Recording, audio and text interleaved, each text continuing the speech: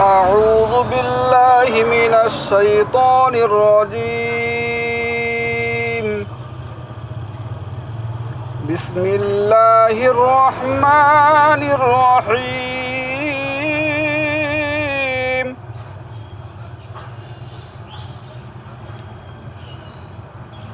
ألف لام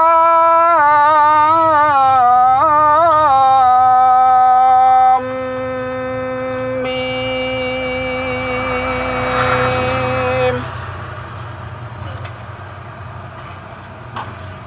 আলিফের মাদ নাই, আলিফ টানা যাবে না।